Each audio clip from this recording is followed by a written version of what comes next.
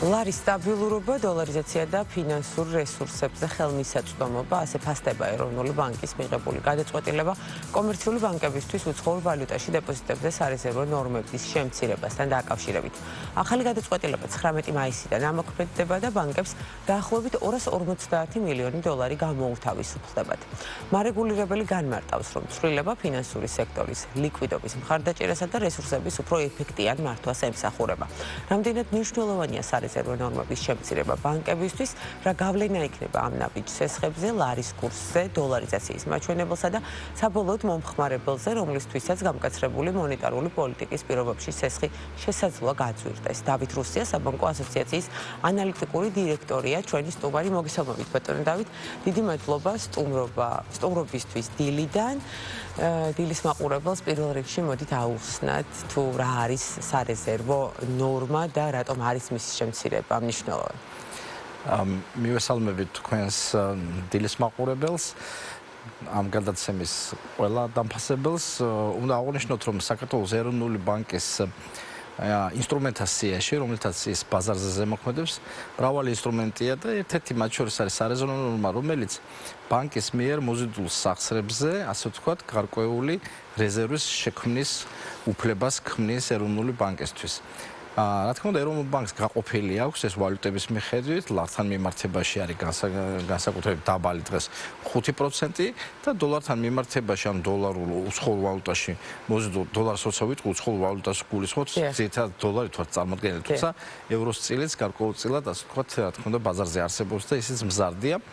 დაახლოებით 25% იყო, ან ყოველი 100 დოლარზე 25% პრაქტიკულად საბანკო სექტორს მის გამგებლობაში არ ქონდა, ეს დარეზერვებული ქონდა და მისი გამოყენების, ასე ვთქვათ, შესაძლებლობას მოკლებული ვიყავით. ეროვნულმა ბანკმა ბოლო გადაწყვეტილებით პრაქტიკულად 5%-ით ამცირებს ამ ზედა ზღვარს და მისი განაკვეთი ახლა 20%-ს, ასე ვთქვათ, გაუტოლდება. რა თქმა უნდა, ეს გამოთავისუფლდება 250 მილიონი, ესეც თქვენ პრაქტიკაში როგორ ითარგმნებთ? ზუსტად ეს თანხა მოგვაწოდა ეროვნული ბანკის შესაბამისმა დეპარტამენტმა. ფიქრობ, 250 მილიონი დოლარის დაახლოებით 650 მილიონი ლარი არის. აუცილებლად მიმართული იქნება, რა თქმა უნდა, სასახო პორტფელის მიმართულებით, იმიტომ რომ ბანკის აქტიურ ოპერაციათა შორის საკრედიტო დაბანდება თითქმის უალტერნატივოა და ჩვენ იმედი გვაქვს, რომ ის ძირითადად საშუალო და მცირე ბიზნესის მიმართულებით იქნება წარმართული, ასევე მიკროსესხების განვითარებისთვის. თუმცა არ დაგვაუწყოს, რომ კომერციული სექტორი, კერძოდ კორპორატიული სექტორი ასევე ძლიერი არის დაფინანსების კუთხით და შეიძლება სულაც რაღაც პარიტეტით იქნას ეს გადანაწილებული. რაც თავარია, ის ეკონომიკას მოხმარდება და ეკონომიკაში იქნება ჩაშვებული. თუმცა ამავე დროს უნდა გავიხსენოთ, რომ ეროვნულ ბანკმა ერთდროულად, თქვათ, წინა კვირაში რამოდენიმე ინსტრუმენტი ერთდროულად აამუშავა, მათ შორის იყო ისევ და ისევ, ასე ვთქვათ, რეფინანსირების განაკვეთის მცირედით 0.25 ზრდა, რომელიც ჩვენი, ასე ვთქვათ, წინაზეც გამოცხადეთ, რომ მაინც მოულოდნელი ნაბიჯი იყო, უფრო მეტად ამას ივნისის სხდომაზე ველოდით და უკვე ბევრგან დაიწერა, რომ რამოდენიმე ექსპერტმა თქვა, რომ პრაქტიკულად ეროვნულ ბანკმა რაღაც ნიველირება მოახდინა, ერთის მხრივ ჭარბი რესურსის მიწოდება მოხდა ეკონომიკაზე ამ გადაწყვეტილებით, რითაც თქვენ დაიწყეთ და მეორე მხრივ ამ სარეზერვო ნორმათი გარკვეულწილად შეიძლება ტემპიც დააგდო. ეხლა სიმართლე რომ ვთქვათ, ეროვნულ ბანკს აქვს საშუალება ეს ჭარბი ფულადი რესურსი მის რეზერვებში განათავსოს, ეს წინა თვის, ანუ აპრილის მაჩვენებლით უნდა აღვნიშნოთ, რომ 6 მილიარდ 6.57 მილიარდ დოლარამდე გაიზარდა საერთაშორისო რეზერვები, რაც საკმაოდ მაღალი მაჩვენებელია და სავალუტო ფონდი იქნება თუ სხვა საერთაშორისო ორგანიზაცია ავტორიტეტული, რომელსაც ჩვენ ვუსმენს, რომელსაც ეროვნული ბანკი, ასე ვთქვათ, ძალიან კარგად ეთანამშრომლებმა, ისინი აღნიშნავენ, რომ რეზერვების მიმართულებით ეროვნული ბანკის გადადგმული ეს ნაბიჯები ძალიან დასაფასებელია. ამავე დროს არ უნდა დაგვაუწყდეს, რომ ნაწილი დაახლოებით 1 მილიარდ 200 მილიონზე მეტი თუ არ ვცდები, ოქროში გვაქვს განთავსებული. ამავე დროს ქალბატონ ნათიამ განაცხადა, რომ დაახლოებით 300 მილიონი დოლარის ტოლი რესურსი ასევე ჩინურ ფასიან ხალხებში განათავსა. ანუ ეს ნიშნავს, რომ საქართველოს ეროვნული ბანკი დივერსიფიკაციას აკეთებს, ეძებს ახალ, ასე ვთქვათ, საიმედო და მომგებიან დაბანდებებს და ეს ძალიან მნიშვნელოვანია. ახლა ჩინური თემა, რა თქმა უნდა, შემთხვევით არ ვახსენე, იმიტომ რომ ამხელა შეხვედრა იმართება, ამერიკის პრეზიდენტი პრაქტიკულად ბიზნესმენთა საკმაოდ ძლიერი ჯგუფით არის დღეს ჩასული ჩინეთის სახალხო რესპუბლიკაში და იმდენად დაძაბული და ინტენსიური შეხვედრები არის, რომ რეალურად ამ წუთისთვის ჩვენ სრული ინფორმაცია, რა თქმა უნდა, იქ რა ხდება და რა მიმდინარეობს არ ვიცით, თუმცა დაახლოებით მოლოდინები შეგვიძლია ვთქვათ, ამერიკის მნიშვნელოვანია, რომ ჩინეთმა თავისი ფინანსური ბაზარი გახსნას ამერიკული კორპორაციებისთვის, როგორც ამბობენ ჩინელ მოსახლეობას დაახლოებით 40%-იანი დარეზერვების ნორმა აქვს, ანუ ისინი დეპოზიტების ნორმა აქვს, საკმაოდ ბევრს ზოგავენ, შეიძლება იმდენს არ შეულობს საშუალო მოსახლე, მაგრამ ის ცდილობს, რომ ეს თანხები დაზროგოს და ზუსტად აი ამ თანხების სოფლიო ეკონომიკაში ჩართვაზე არის ძირითადი, ასე ვთქვათ, აქცენტი მიმართული, ეს აუარებელი თანხები არის. თუმცა ასევე ჩინეთსაც მნიშვნელოვანია, იმიტომ რომ მისი სარესურსო ბაზა გარკვეულწილად იგივე სანავთობო ბაზა შეზღუდულია და რა თქმა უნდა ეს სოფლიო კონფლიქტები, რომელიც ჩვენს ირგვლივ რეგიონში მიმდინარეობს, ამაზე ბევრი მსჯელობა იქნება და ძალიან, ასე ვთქვათ, გულდასმით უყურებთ და ვაკვირდებით რა შეიძლება შეიცვალოს. კი ბატონო, რომ გავაგრძელოთ ეს თემა, რამდენად არის დამოკიდებული ქართული საბანკო სექტორი გარე ფაქტორებზე, რომ გვითხრათ და განსაკუთრებით კრიტიკული მიმართულებები რა არის და გამოწვევა ქართული საბანკო სექტორის ამ ეტაპზე რა შეიძლება დასახელდეს? ქართული საბანკო სექტორი უკვე პრაქტიკულად მსოფლიო საფინანსო სექტორის ნაწილი ვართ. თუ კი რაიმე ცვლილება მოხდება, ვთქვათ, რეგიონულ ბაზრებზე, მსოფლიო ბაზრებზე, ის ჩვენზე ავტომატურად აისახება. რა თქმა უნდა, უნდა აღვნიშნოთ ერთი ყველაზე დიდი ცვლილება, რაც ფედერალურ სარეზერვო სისტემას შეეხება, იქ თავმჯდომარე პრაქტიკულად იცვლება.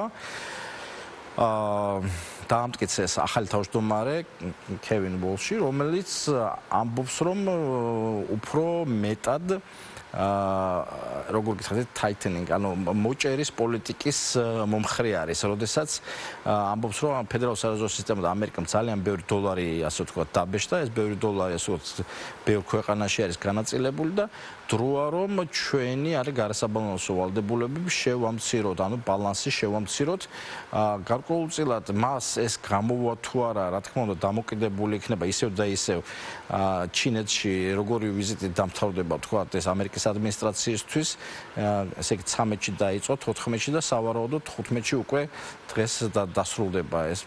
თუმცა ვფიქრობ, რომ კიდე მოლაპარაკებები ბევრი გაგრძელდება. ხა ჩვენ როცა ვსაუბრობთ, რომ ჩინური კაპიტალის შემოდინება, ველოდებით ვთქვათ, საქართველოსთან მიმართებით ყველა ქვეყანა, აღმოჩნდა, რომ ყველაზე დიდი ინვესტორი მაინც და მაინც ჩინეთი არ არის. ყველაზე დიდი ინვესტორი მაინც არის, ასე ვთქვათ, ამერიკის შეერთებული შტატები, შემდგომში იაპონია, შემდგომში ასე ვთქვათ, დიდი ბრიტანეთი და მათ შორის რუსეთის, თუმცა საკმაოდ დიდი ინვესტორი ყოფილა. ამიტომაც ცდილობს დღეს ამერიკის შეერთებული შტატები, რომ აი ამ ფინანსურ რესურსს, რომელიც თვითონ ჩინურ ბანკებში და ჩინურ საფინანსო სექტორში არის მობილიზებული, ისინიც კი ეიმედებათ ამ თანხების, რომ ისინი შეძლებენ მათ ძალიან სარფიან დაბანდებას.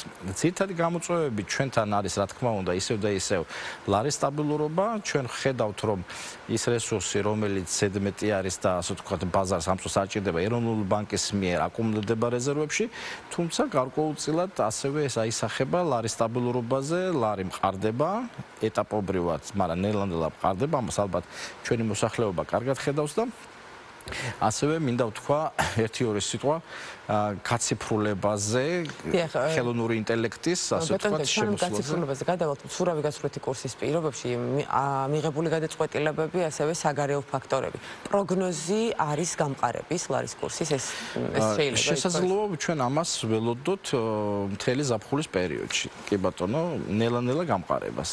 კი ბატონო, და ახლა გადავიდეთ გაციფრულების ნაწილზე, რას ცვლის ქართულ საბანკო სექტორში ამ მიმართულებით განხორციელებული ძალიან მნიშვნელოვანი ცურები. ქართული საბანკო სექტორი პრაქტიკულად მსოფლიო ფინანსურ სექტორის ფერხულში ვართ ჩართული და ჩვენ ვცდილობთ, რომ ხელოვნური ინტელექტი გავხადოთ მეგობარ ინსტრუმენტად, რომელიც გაგვიადვილებს ჩვენ იმ მასივ ინფორმაციასთან წვდომას და სწორ ანალიზს, რომელიც ყოველდღიური ოპერაციების შედეგად იქმნება ჩვენს ქართულ საბანკო სისტემაში, მინდა ვაცნობოთ ჩვენს მოსახლეობას, რომ 2 დღის განმავლობაში ჩვენ სტუმრობდით აზერბაიჯანის საბანკო ასოციაციის მიერ ორგანიზებულ ჯგუფს, დაახლოებით 5-6 ბანკის წარმომადგენლები იყვნენ, რომელთაც აინტერესებდათ ქართული წამყვანი ბანკების, ასე ვთქვათ, როლი, რას აკეთებენ, როგორ აკეთებენ ხელოვნური ინტელექტის ჩართვის კუთხით, მაგალითად, call-ცენტრებთან მიმართებაში, იგივე ვთქვათ, mobile bank-თან მიმართებაში და ჩვენ სტუმრობდით საქართველოს ბანკის და TBC ბანკის ასე ვთქვათ, სპეციალურ სამსახურებს ამ 2 დღის განმავლობაში და ძალიან ასე ვთქვათ, სასიამოვნოდ გაყურებული დავრჩი იმ ტემპებით და იმ შედეგებით, რაც მათ აქვთ. ჩვენი მოსახლეობა ამას ეს პირდაპირ შეიძლება ვერ აღიქვამდეს, თუმცა ვისაც ინტერნეტ ბანკი და mobile bank-ი აქვს და ვთქვათ, აი call-ცენტრში რეკავს ან მესიჯով ვთქვათ, პრობლემა გიწყდება ძალიან სწრაფად. ანუ ეს არ იწელება, არ არის აუცილებელი თქვა სერვისებში მიხვიდე, მე მიწერო, სადაც კი შეგეძლება რომ შენ ასე ვთქვათ განაცხადი გააკეთო, პრობლემის გადაწყვეტის უამრავი მექანიზმია ჩართული და მე მინდა რომ დიდი მადლობა გადაუხადო იმ ახალგაზრდებს, რომლებიც დღეს აი მიმართულებით აქტიურად მუშაობენ. კი ბატონო და მივდივართ ბოლოსკენ და ის ნაწილი რომ გავაგრძელოთ საბანკო სექტორის თვალით დანახული რეგულაციური ჩარჩო, ვთქვათ, როგორია რომ შევაფასოთ თქვათ დასავლური სტანდარტების შესაბამისი, რადგან თქვენ არაერთხელ ახსენეთ, რომ ძალიან ბევრ მიმართულებაში ქართული საბანკო სექტორი არის მოწინავე პოზიციაზე. არის. ნამდვილად არის. ამას ჩვენც აღნიშნავთ, ამას საერთაშორისო სარეიტინგო კომპანიებიც აღნიშნავენ, ჩვენი პარტნიორი ორგანიზაციებიც აღნიშნავენ. უნდა ითქვას, რომ ჩვენს ქართულ საბანკო სექტორს არა მარტო ეროვნული ბანკის, არამედ ასევე ვთქვათ ასოციაციის, იგივე ჩვენ ღია ბანკინგის მიმართულებით ძალიან აქტიურად მუშაობთ. რეგიონის ქვეყნები, როგორც არის სასონხეთი, როგორც არის აზერბაიჯანი, ისე უკრაინა, ვთქვათ, ყაზახეთი, მათ წარმომადგენლები აქტიურად სტუმრობენ პერიოდულად ჩვენ სტუმრობთ მათ და ვცდილობთ, რომ ვაცნობოთ რა გზა გავიარეთ, რა დავძლიეთ და სადავართ მისულები და ამან საკმაოდ კარგი შედეგი გამოიღო აღიარების მიმართულებით, ასევე მინდა ვისარგებლო თქვენი ეთერი და ვთქვა, რომ საქართველოს საბანკო ასოციაციას ჩაშვებული აქვს პოდკასტების სერია Boring G, ეს არის ცოტა იყოს მომაბეზრებელი, ასე ვთქვათ, დასახელება, მაგრამ როდესაც შიგნით ჩაიხედავთ აი ვიდეოებში, ნახავთ, რომ ფინანსები და საბანკო საქმე საკმაოდ საინტერესო ყოფილა და უფრო მეტად, ასე ვთქვათ, სახალისო და საცნობარო სახსახია, ვიდრე მომაბეზრებელი, ასე რომ მოუწოდებ თითოეულ თქვენთაგანს, რომ ასე ვთქვათ, გვეწვიოს საიტზე და ნახოს ეს პოდკასტები, იმედია ეს საკითხი საინტერესო იქნება. საკითხების გაშლა ხდება საკმაოდ ფართოდ, ყოველგვარი, ასე ვთქვათ, საზღვრების გარეშე და აუს დაგვიკომენტარეთ თუ რაღაც მოგეწონათ ან სხვა ინფორმაცია რომელიც მოწოდებაც გნებავთ ჩვენ იმას კიდე უფრო მეტად გავშლით. კი ბატონო, უქმეები მოდის ახლა და ამისი დრო წესიც უნდა გქონდეს. ძალიან კარგი. ნაყოფიერად რომ გამოიყენონ შაბათ-კვირა. დიდი მადლობა სტუმრობისთვის, საინტერესო საუბრისთვის, სიახლეების გაზიარებისთვის. დავით რუსია საბანკო ასოციაციის ანალიტიკური დირექტორი იყო ჩვენი სტუმარი.